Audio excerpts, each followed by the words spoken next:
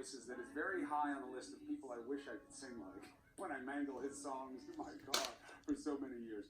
David Crosby, Remember My Name is what's going to be coming out in select theaters. It is really great to have. Thank you, man. I've wanted to sit here for a long time. Well, ordinarily, if you hear it's because you got to take a beat, but not tonight. The idea of your life and the message of your life for people. You got a long way to go. You got a lot of gas in the tank. But what do you want people to take away from the story? Oh boy, so many things. That you're not done. That you can change.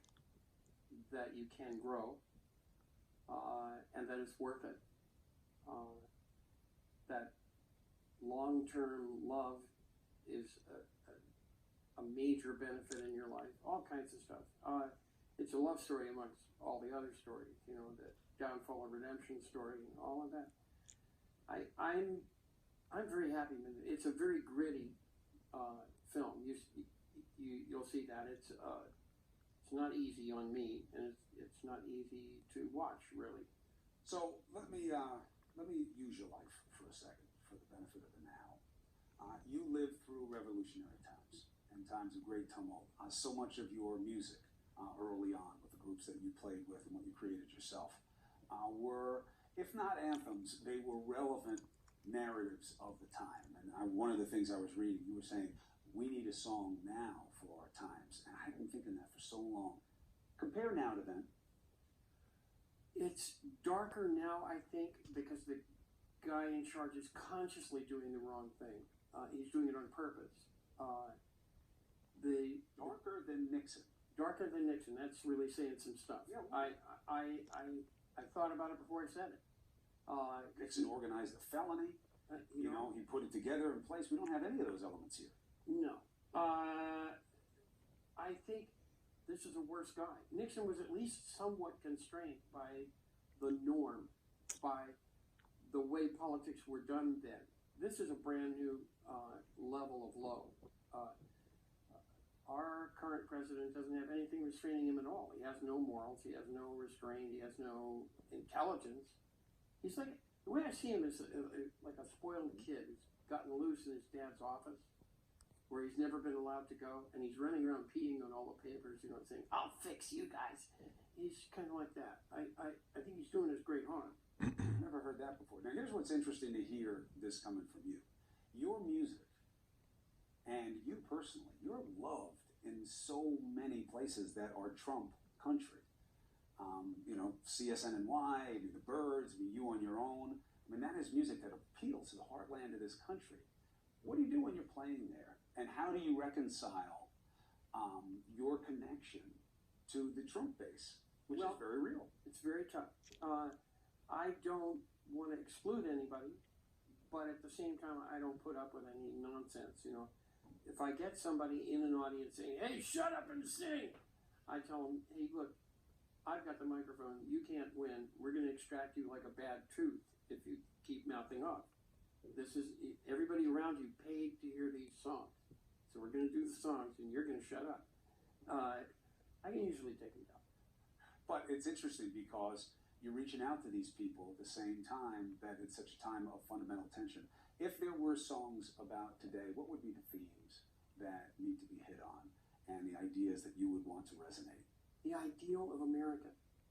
America is an idea. It's not really a patch of turf. It's an idea. And if there was a thing that we could celebrate that would help pull us together, it's the ideals that we founded this country on.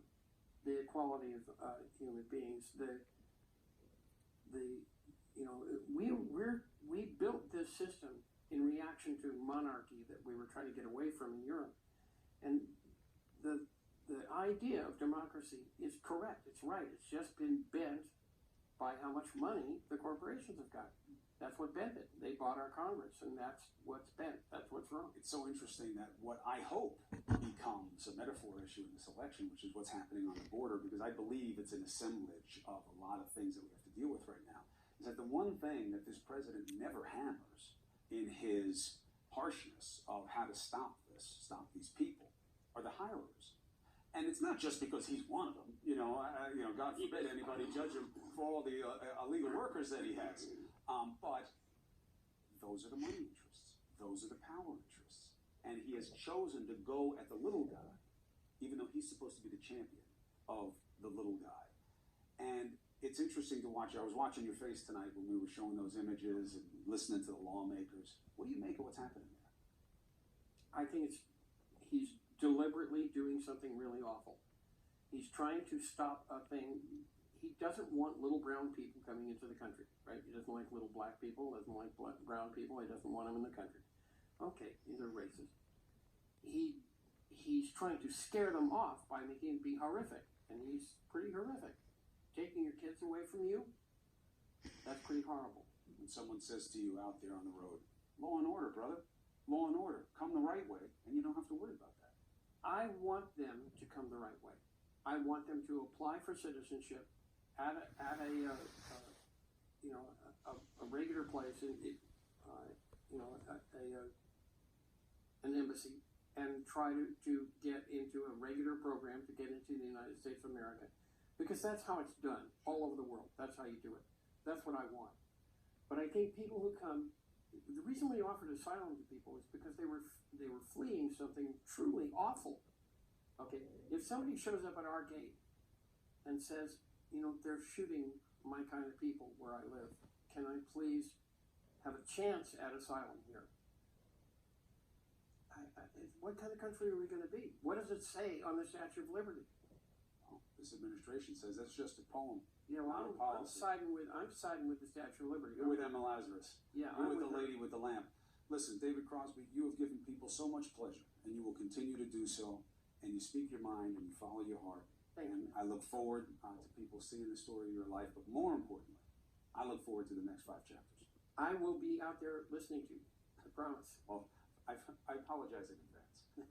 David Crosby, thank you, and best of luck to you going forward. You too.